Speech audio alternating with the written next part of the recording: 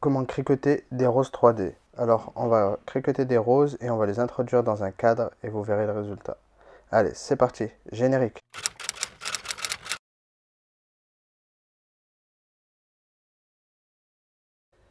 Nous revoilà sur le Cricut Design Space. Alors, dans cette première étape, on va réaliser un cadre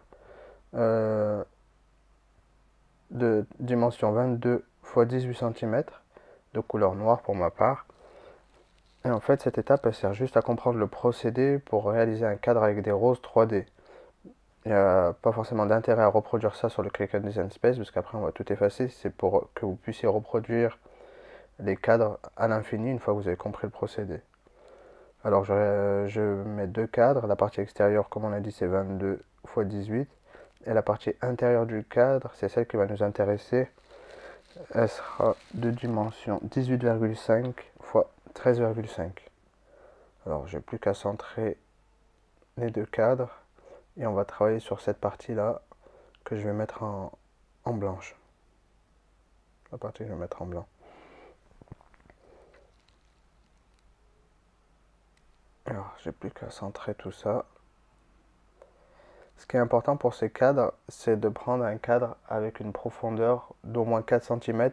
C'est pour réaliser les roses 3D, pour pouvoir les introduire à l'intérieur. C'est pas tous les cadres qui correspondent aux roses 3D. Alors là, je vais simuler les roses. Je sais que mes roses, une fois réalisées, elles auront un diamètre d'à peu près 4,5 cm. Alors, je vais placer une première rose. Et cette technique va nous permettre de savoir combien de roses je dois réaliser. Je vais les placer les unes à côté des autres. Après, en fonction des roses que vous allez réaliser, plus ou moins grandes, vous adaptez bien évidemment. Vous pouvez soit copier-coller les roses, il n'y a pas forcément d'intérêt. Le plus intéressant, c'est de dupliquer sur le côté en appuyant dans la colonne de droite. Et on voit que pour ma part, il y a 4 roses qui rentrent. Et après, j'ai plus qu'à sélectionner les 4 roses. Je les remplace un peu. Je sélectionne mes 4 roses et je les duplique les 4 à la fois.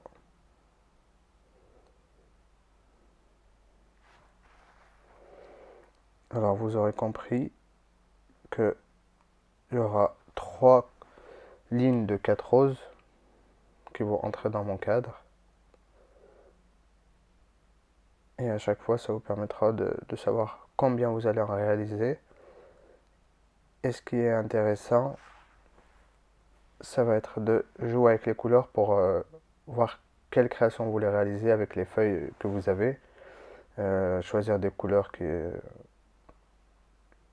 vous intéressent et en ayant un aperçu avant de vous lancer dans la réalisation. Pour ma part, je vais jouer sur des couleurs. Attends, je vais m'orienter vers le violet. Du coup, je vais partir sur du violet foncé, violet clair. Et j'aime bien faire une coupure avec quelque chose de blanc, de beige, pour faire un dégradé plus important. Du coup, voilà le résultat. Après, vous pouvez utiliser les feuilles que vous avez et choisir en fonction des couleurs que vous préférez. C'est parti pour la réalisation des fleurs 3D. Du coup, je vais aller dans Images, je vais écrire fleurs 3D et je vais lancer la recherche. On voit qu'il existe différentes fleurs avec des finitions différentes. Après, vous pouvez descendre, voir qu'il existe plein de motifs. Selon vos préférences, vous choisissez celle qui vous convient. Après, vous pouvez combiner plusieurs fleurs. Pour la vidéo, j'ai fait qu'avec une seule. J'avais déjà une référence. Voilà ma référence. Et j'ai plus qu'à l'importer. Alors, contrairement à d'habitude, cette fois-ci, on ne va pas déverrouiller le cadenas. C'est pour garder la forme identique. On va juste agrandir. Alors, je mets du 15 cm de longueur et après la largeur elle se met automatiquement. Je suis descendu en bas pour réduire le zoom de mon écran parce que sinon, si je reproduis toutes les fleurs, ça va dépasser, je ne vais plus rien voir. Alors maintenant je peux dupliquer mes roses. Vu qu'on avait vu précédemment qu'il y allait avoir 3 lignes de 4 roses, j'ai plus qu'à dupliquer à l'identique.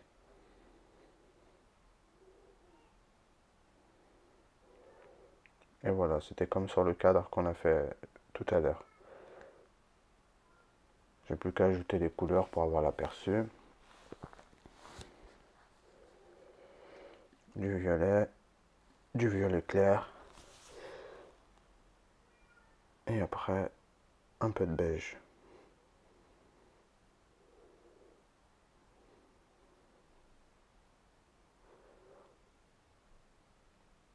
Voilà, après, ouais. C'est juste à titre indicatif parce que vous choisissez en fonction du papier que vous avez, tout simplement.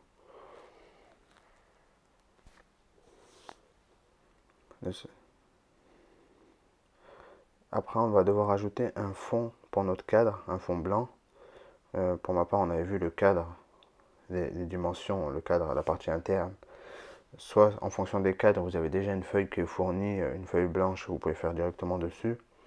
Sinon, vous avez juste à reproduire un rectangle avec les dimensions du cadre interne et ça servira de socle pour coller les fleurs.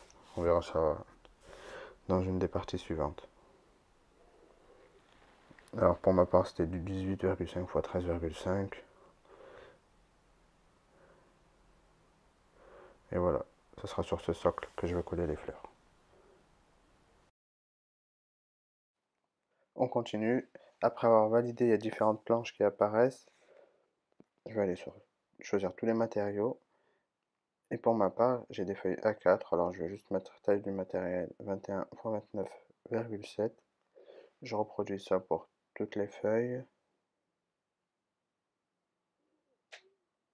Beige, violet foncé, violet clair. Je choisis mon matériel, papier cartonné, 270 grammes. Je conseille de faire pour du 220 grammes. Les roses sont plutôt rigides. J'aurais pas pris un papier trop souple ni trop épais. Et après, on n'a plus qu'à placer la lame à pointe fine et à lancer la découpe. Et on se retrouve après.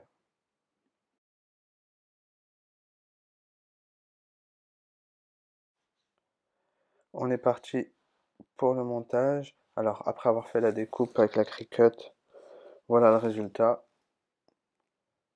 On n'a plus qu'à enlever l'excédent de feuilles. Et voilà les roses qui apparaissent. Alors là, on en a deux. On va décoller la première.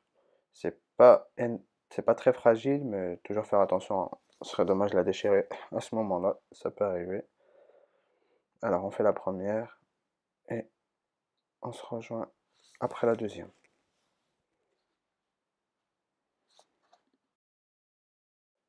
Voilà le résultat.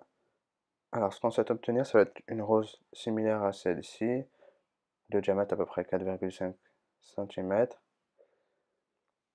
Et pour faire cela, on a besoin de cet outil-là. Je mettrai tout dans le descriptif de la vidéo, le nom de l'outil, etc.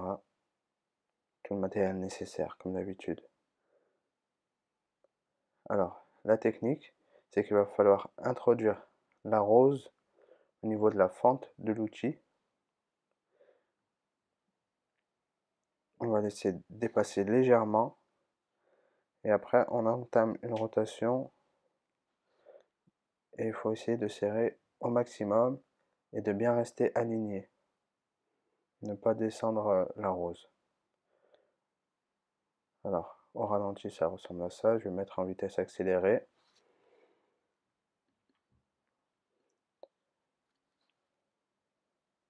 Voilà. Et une fois qu'on arrive, qu'on se rapproche de la fin et qu'il reste quelques pétales de fleurs, on va faire la rotation et la dernière partie, on va la plier en dessous de la fleur. Alors, on peut enlever l'outil, il faut simplement tirer et ça s'enlève. Voilà, je termine avec les deux dernières pétales et la dernière, on va la mettre en dessous, on va la replier. Celle-ci, je vous montrerai, on la collera plus tard. Pour l'instant, on va juste poser notre fleur et on va la laisser prendre forme. Voilà. Vous pouvez la bouger un petit peu pour essayer d'avoir le diamètre que vous souhaitez. Et après, vous avez juste à mettre un point de colle sur la partie interne du papier et à coller tout simplement. Comme ça va immobiliser votre fleur et au niveau du diamètre, ça va plus bouger.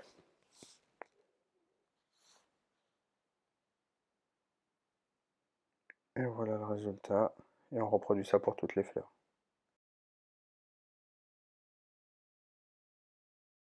Nous voilà déjà au montage final. On n'a plus qu'à déposer et coller la partie blanche qui va nous servir de socle pour les roses.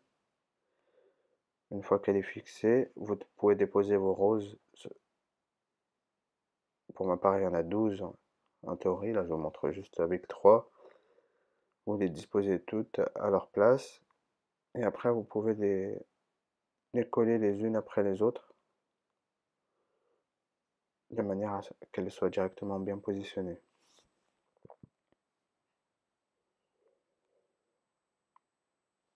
Et je vous montre le résultat final. Voilà le résultat, il n'y a plus qu'à écrire un petit message en fonction du cadeau que vous souhaitez faire. Et ben c'est tout pour la vidéo d'aujourd'hui, n'hésitez pas à mettre un commentaire si vous avez bien apprécié, à mettre j'aime, et moi je vous dis à la prochaine. Ciao!